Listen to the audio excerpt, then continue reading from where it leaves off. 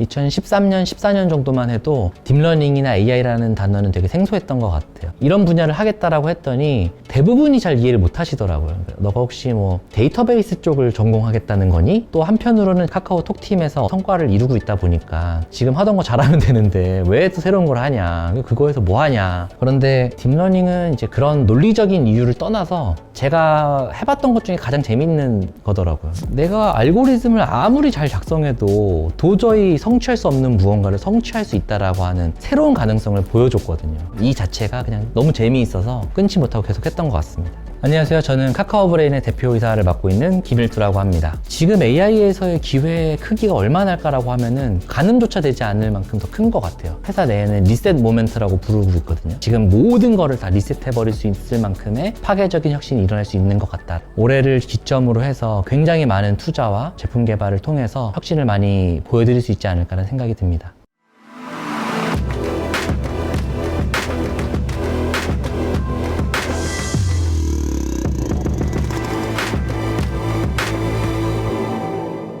제가 한 초등학교 2학년 정도에 프로그래밍이라는 분야가 있다는 걸 알았고 시작은 베이직으로 했어요. 베이직. 태어나고 자랐던 곳이 충북 제천이라고 해서 컴퓨터 프로그래밍을 하는 친구들이 많거나 교육 환경이 잘 되어 있었던 건 아니지만 프로그래밍을 배우는 것 자체가 너무 즐거웠어요. 그래서 중학교 때는 간단한 2G폰에 올라가는 게임을 만들어서 팔아보기도 하고 고등학교 때는 인터넷 강의라는 게 막 활성화되던 때였어요. 인터넷 강의에서 필요한 유틸리티 같은 것들 만들면 되게 재밌겠다. 몇 가지 기능들도 만들고 제품들도 만들어서 그 당시 까지 됐었습니다. 제가 이제 아직도 기억이 나는 게 금요일에 학교가 끝나고 어머님께 학교를 그만두고 내가 해보고 싶었던 것들에 도전도 하고 또 그러면서도 뭐 필요하면 대학도 진학하겠다는 말씀을 드렸는데 그 다음 주 월요일에 바로 학교에 오셔가지고 선생님께 아이가 그만두는 게 좋겠다라는 말씀을 꺼내셨거든요. 제가 예상할 때는 큰 어려움이 없지 않을까 했지만 실제로 자퇴했을 때는 좀 여러 가지 어려움은 있더라고요. 뭐 외로움이 됐던 계획들이 진행이 안 되던 이런 문제들은 있었지만 그때의 경험이 사실은 어떤 생각을 갖게 만들었냐면 선택이 중요한 건 아닌 것 같다. 내가 자퇴를 하든 안 하든 선택을 한 다음에 그 선택이 빛날 수 있게 최선을 다하고 행동을 하는 게 오히려 맞다라는 생각이 들어서 그런 신념이 좀 자리 잡게 됐었던 계기인 것 같습니다.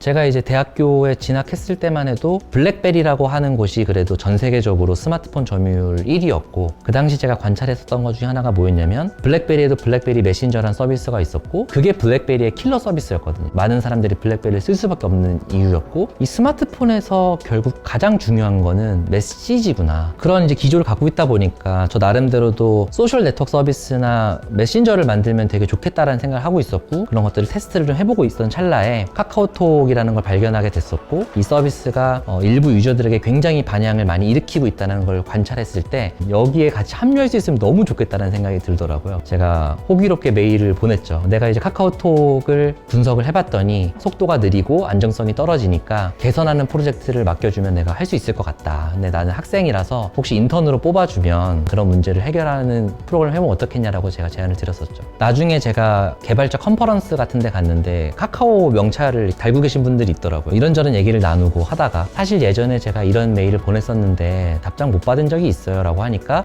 나 그 메일 읽은 것 같은데 그거 답장 보냈어 라고 하셔서 확인해보니까 스팸에 있었고 야 이거 너무 아쉬우니까 한번 밥 먹으러 와라 라고 하셔서 알겠습니다 라고 했는데 그게 사실은 면접으로 이어졌죠. 그래서 이제 합류를 하게 됐죠.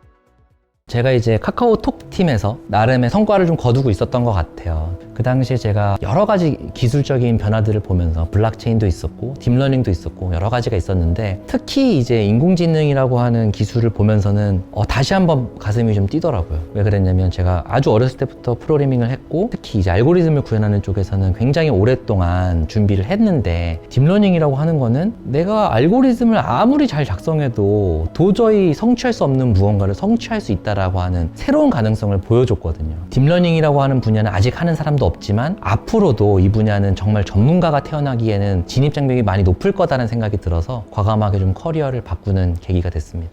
2013년, 14년 정도만 해도 딥러닝이나 AI라는 단어는 되게 생소했던 것 같아요. 이런 분야를 하겠다라고 했더니 지금 하던 거 잘하면 되는데 왜 또 새로운 걸 하냐. 지금 당장 그거 가지고 뭐 할 수 있는 것도 없는데 라는 얘기들을 많이 들었던 것 같습니다.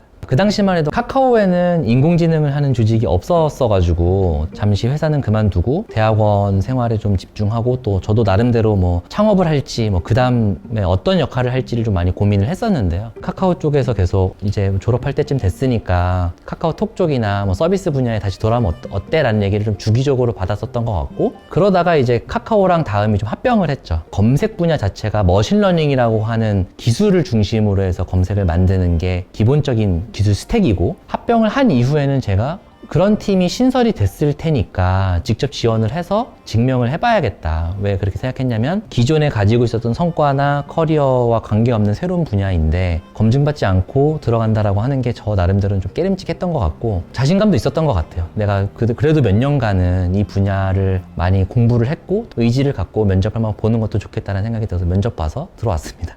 기존에는 알고리즘이라고 하는 거는 내가 알고리즘을 디자인을 잘했으면 그렇게 구현을 하면 돼요. 그러면 내가 몇 시간이 걸릴지도 알 수 있고 얼마만큼의 노력이 들어갈지도 정확해요. 근데 딥러닝이나 AI 분야는 좀 다른 부분이 한번 실험을 하면 적어도 몇 시간 혹은 며칠, 길게는 몇 달까지도 가거든요. 실험을 돌려놓고 한 6시간 정도 뒤면은 초기 결과를 볼 수 있을 것 같아요. 새벽 3시에 알람 맞추고 깨는 거야. 깨서 실험 결과 보고 괜찮으면 자고, 아니면 이제 다시 조금 수정해서 또 돌려놓고 다시 자고. 아무래도 시간과 노력을 많이 쓰는 사람이 더 잘할 수밖에 없는 것 같아요. 그래서 저는 무식하지만 시간과 노력을 좀 많이 들였던 것 같아요. 다양한 분야에서 제가 논문을 냈지만 크게 보면 딥러닝 모델이 더 고성능을 낼 수 있도록 학습을 잘하는 어떤 테크닉들에 대한 논문들을 쓴 것들이 몇 편이 있고요. 굉장히 강력한 기술들을 기반으로 해서 메디컬에서 이렇게 사용되면 영향이 크겠는데 라는 생각이 드는 분야들에 많이 접목을 시켰었습니다. 대부분의 커리어를 이제 개발자로 있다가 전 대표였던 분이 제가 이제 생각하는 AI에 대해서 좀 궁금해 하셨던 것 같고, 제가 생각할 때 AI라고 하는 게 나는 이렇게 해석하고 있고 어떤 분야에 투자를 해야 될 것 같고 이런 얘기 좀 드렸던 적이 있었던 것 같아요. 좀 급작스럽지만 대표 역할을 해서 너가 생각하는 대로 끌어보면 어떻겠냐라는 말씀을 전화로 주셨고요. 근데 그때 제가 애를 안고 있었어가지고 일단 알겠다고 말씀을 드렸는데 많은 생각이 좀 들더라고요. 내가 좋고 싫음을 떠나서 사람들은 인정을 해줄까? 그게 제일 두려움이 컸던 것 같고요. 되자마자 바로 전사톡을 먼저 하긴 했었어요. 저는 이제 AI라고 하는 분야를 이렇게 바라보고 있고 이런 기회가 있는 것 같고 준비를 하려고 한다라는 얘기를 좀 빠르게 공표를 했던 것 같아요. 초기에 제가 AI에 빠져들었을 때에는 인식 문제들이 되게 잘 됐다고 보여져요. 그런데 2년 전부터 이 AI 기술이 발전하면서 인식을 넘어선 무언가들이 풀려지기 시작했고 그 중에 좀 씨앗이 트는 부분에 우리가 좀 적극적인 투자를 하겠다라는 말씀을 드렸었고요. 지금 AI에서의 기회의 크기가 얼마나 할까라고 하면은 가늠조차 되지 않을 만큼 더 큰 것 같아요. 회사 내에는 리셋 모멘트라고 부르고 있거든요. 지금 모든 거를 다 리셋해버릴 수 있을 만큼의 파괴적인 혁신이 일어날 수 있는 것 같다. 첫 번째로 이제 이미지를 보고 텍스트를 만들어내는 분야에서는 그 기술을 의료 도메인으로 가져온다고 생각을 하니까 활용 범위가 굉장히 넓어질 수 있겠더라고요. 의료 영상을 보고 의사 판독의들이 하는 일들은 결국은 판독문이라고 하는 결과물을 내놓는 건데, 이미지를 인식하고 의료적인 어떤 판독문을 생성하는 부분에 있어서는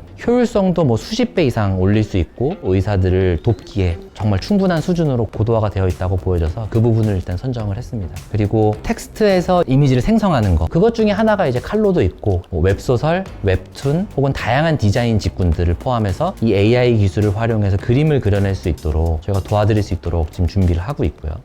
기술 회사의 리더는 기술을 모르면 절대 못하겠구나라는 생각이 좀 들었어요. 대표 의사결정이라고 하는 거는 자본이든 시간이든 회사에 있는 리소스를 어떻게 분배해서 어떤 결과를 나는 기대해 라는 거가 의사결정이거든요. 근데 기술을 이해 못하면은 이 리소스들이 그냥 비싸게만 느껴지는 거예요. 제가 칼로라는 프로젝트를 하자라고 의사결정을 했을 때만 해도 정말 상용화되기까지는 거리가 좀 멀어 보이기도 했고요. 근데 포토샵이나 일러스트레이터 같은 기존의 서비스들은 마우스라든지 키보드를 이용해서 최대한 그 환경에서 좋은 툴킷으로 우회를 한 거거든요. 근데 내가 말을 통해서 그림을 그려내거나 그림을 수정할 수 있다라고 하면은 이 모든 유저 익스피리언스가 완전히 바뀔 것 같은 거예요. 지금은 우리가 수십억짜리 투자를 하는 거지만 이 인더스트리는 다 몇 조, 몇십 조짜리 시장들이거든요. 그 시장들을 우리가 다 바꿀 수 있다라고 생각하면 훨씬 파급력이 크겠다라고 의사결정을 할 수 있는 거죠. 결국 이게 글로벌에서 어떻게 경쟁을 할 거냐라는 문제로 보게 되면 크게 보면 세 가지 관점의 경쟁력을 요구하거든요. 첫 번째가 알고리즘, 두 번째가 인프라, 세 번째가 데이터. 인프라는 사실 돈의 문제거든요. 저희가 작은 회사가 아니잖아요. 충분한 양의 GPU는 가지고 있는 것 같아요. 수천 대 이상 가지고 있고 내부에 있는 리소스를 충분히 쓰고는 있는데요. 그럼 결국 경쟁이라고 하는 지점이 알고리즘하고 데이터인데, 기본적으로 데이터는 우리가 우위를 무조건 가질 수 있도록 전략들을 설계를 하고 있어요. 흉부 엑스레이에 관련해서는 전 세계에서 가장 많은 데이터를 확보했고 앞으로 그 갭을 더 많이 벌릴 거라고 예상을 하고 있기 때문에 데이터 관점에서는 충분히 경쟁력이 있다고 보고 있습니다. 알고리즘의 측면에서는 아까 말씀드린 것처럼 중요한 문제, 정말 이게 풀렸을 때의 임팩트가 클 문제에 좀 집중해서 저희 모델에 임베딩 될 수 있도록 좀 준비를 하고 있는 편이라고 보시면 될 것 같아요. 그래서 오히려 인프라적인 차별에서 오는 경쟁력은 저는 그렇게 두렵게 느껴지진 않는 것 같아요. 저는 그 연구라고 하는 거에 대해서 좀 상이 있는데요. 독점적으로 브레인만 할 수 있는 부분도 있지만 기본적으로 다 같이 하는 거라고 생각해요. 피터 레슨이라고 해서 유명한 글이 있는데요. 그 글의 내용이 뭐냐면, 컴퓨터 사이언스에서 많은 발전들은 엔지니어링, 그 중에서도 대규모의 컴퓨팅을 통해서 이루어졌다. 그러니까 GPT도 사실은 오픈 AI가 만들었지만 구글이 만든 트랜스포머라는 기술을 위해서 했고요. 또 그 트랜스포머는 또 다른 기술 위해서 또 생겨난 거거든요. 그래서 우리가 논문을 보면 수많은 거인의 어깨 위에서 새로운 논문들이 탄생한다고 볼 수 있는 것 같아요. 저희가 뭐 최근에 언어 모델도 공개했고 칼로도 또 공개를 했거든요. 이런 것들이 같이 풀어보자라고 하는 메시지라고 생각해 주시면 제일 좋은 것 같아요. 저는 그 마케팅이라는 거에 대해서 저희 회사에서도 되게 많이 강조를 하거든요. 대부분 마케팅이라고 하면은 어떤 영업하는 활동에 가깝게 느끼는 것 같아요. 그런데 제가 생각하는 마케팅은 그게 리서처가 됐든 엔지니어가 됐든 아니면 소프트웨어 개발자가 됐든 에 상관없이 이 제품이 누군가에게 어떤 가치를 줄 거고, 그래서 이 제품이 어떤 모습이어야 되고 그걸 우리는 어떤 값을 매겨서 어떤 사람들에게 어떻게 팔 건지 총망라하는 과정이 마케팅이라는 관점이 좀 생겼어요. 궁극적으로는 내가 하는 행동이 고객에게 어떻게 전달될 것이냐라는 관점에서 본다면 그 모델이 우리 고객에게 갔을 때 어떤 영향을 줄 것이냐라고 하는 것까지 고민할 수 있다는 건 베스트겠죠.